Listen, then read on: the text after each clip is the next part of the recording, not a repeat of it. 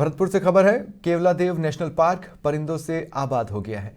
इधर पर्यटकों की संख्या में भी अच्छी खासी बढ़ोतरी है। शीतकालीन सीजन में खासी रौनक दिख रही है। देसी विदेशी परिंदों के कलरव से पार्क गुंजायमान है। पर्यटक नज़ारों का, नौकायन का पूरा लुत्फ उठा रहे हैं। समाचार प्लस पर देखें नौकायन से जुड़ा कुछ नज़ारा।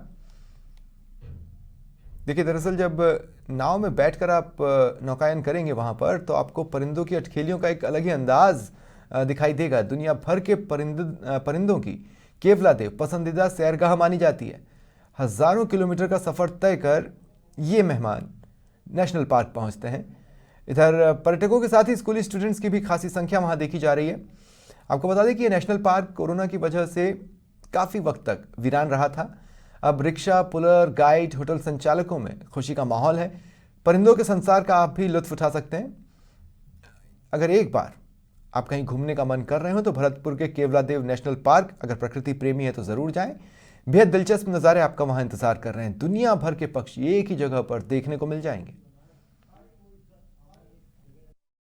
विश्व धरोहर केवलादेव नेशनल पार्क शीतकालीन सीजन इस समय चरम पर है। दुनिया भर के परिंदों का पसंदीदा सैरगाह माना जाता है भरतपुर का विश्व विख्यात केवलादेव नेशनल पार्क। दूर दराज से परिंदे यहाँ सैर करने के लिए आते हैं, तो वहीं उन परिंदों को निहारने के लिए दूर दराज से देशी विदेशी पर्यटक भी भरतपुर के इस विश्व विख्यात केवलादेव नेशनल पार्क में परिंदों की अठखेलियों को निहारने के लिए आते हैं।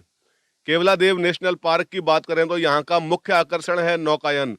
नाव में बैठकर परिंदों को की जो अठखेलियां हैं उनको निहारने का एक अलग ही आनंद होता है। मैं इस वक्त भरतपुर के विश्व विख्यात केवलादेव नेशनल पार्क में हूं, जहां नौकायन के साथ हम आपको पूरे पार्क का नज़ारा दिखा रहे हैं। मैं अपने साथी से कहूँगा कि एक बार नज़ारा दिखाएं कि एक घना जंगल है, इसका नाम भी घना है, केवलादेव नेशनल पार्क घना। घना इसलिए बोला जाता है कि घना जंगल यहाँ आपको चारों तरफ दिखाई देगा। काफ़ी लंबे एरिया में ये पार्क बना हुआ है। हजारों किलोमीटर का सफ़र तय करके देश विदेश से परिंदे यहाँ सैर करने के लिए आते हैं। कई तरह के यहाँ अजगर देखने को मिलते हैं। यहाँ पाइथन पॉइंट है, विशालकाय अजगर। अब सर्दियों का जब सीजन चल रहा है तो वो धूप सेकने के लिए अपने बिलों से बाहर निकलते हैं। उनको देखने के लिए भी बड़ी संख्या में टूरिस्ट यहाँ आते हैं। ये नज़ारा आप देख रहे हैं विश्व विख्यात केवलादेव नेशनल पार्क का, जो कि रामसर साइट है, विश्व धरोहर है, दुनिया भर के परिंदों का पसंदीदा सैरगाह है। हमारे साथ हमारे जो नाव के खिवैया हैं, आपका नाम क्या है सर? गजेंद्र सिंह। गजेंद्र सिंह हमारे नाव के खिवैया हैं, जो हमें इस पूरे पार्क का अवलोकन करा रहे हैं नाव के जरिए। ये भी एक्सपर्ट हैं। यहाँ के जो परिंदे आते हैं उन परिंदों के बारे में, वो कहाँ से आते हैं, कैसे आते हैं, कितने दिन यहाँ प्रवास करते हैं, यहाँ नेस्टिंग करते हैं, वो सारी बातें हम इनसे जानने की कोशिश करेंगे। गजेंद्र जी, थोड़ा पार्क के बारे में बताइए कि अभी कौन कौन से बर्ड्स यहाँ पे आए हुए हैं? देखो सर, यहाँ पार्क में माइग्रेटिव बर्ड 200 स्पीसीज माइग्रेटिव बर्ड आता है, 100 स्पीसीज लोकल माइग्रेटी है और 75 रेजिडेंट बर्ड है। ये सारे बर्ड्स माइग्रेटी हैं जो सेंट्रल एशिया से आते हैं और ये नाइट में आते हैं, क्योंकि ये बर्फीले एरिया के बर्ड्स हैं, डे में नहीं उड़ सकते, इन पे ये टेम्परेचर सहन नहीं होगा, इसलिए नाइट में आते हैं। करीब 32 डेज लग जाते हैं और यहाँ पे ये अक्टूबर के महीने में आते हैं और मिड मार्च में चले जाते हैं। माइग्रेटिव बर्ड ओनली यहाँ फीड करने के लिए आता है, यानी खाना खाने के लिए। इंडिया की जो लोकल माइग्रेटिव बर्ड है वो ब्रीड करने आती है यहाँ पे, यानी अंडे बच्चे देती है। माइग्रेटिव बर्ड ओनली खाना खाता है यहाँ पे। तो लोकल माइग्रेटिव बर्ड्स यहाँ काफ़ी हैं और माइग्रेटिव बर्ड काफ़ी संख्या में आई हैं और टूरिस्ट भी ठीक आ रहा है। तो काफ़ी क्राउड है बर्ड्स का और टूरिस्ट का। ये काफ़ी सालों से बोटिंग चल रही है। या बोटिंग का जो अपना जो लैंडस्केप है आपको पूरे एशिया के अंदर कहीं नहीं मिलेगा। यहाँ बहुत क्वाइट है। तो इसमें करीब 1-1.5 किलोमीटर की बोट राइड होती है यहाँ पे। इसमें काफ़ी बर्ड्स और एनिमल्स मिलते हैं और पाइथन भी देखने को मिल जाता है। और जो सबसे रेयर बर्ड है पार्क के अंदर, ग्रेनाइट जार, वो एक कॉमन फ्लेज बर्ड होता है, उसके लिए यहाँ काफ़ी क्राउड होता है फोटोग्राफर का।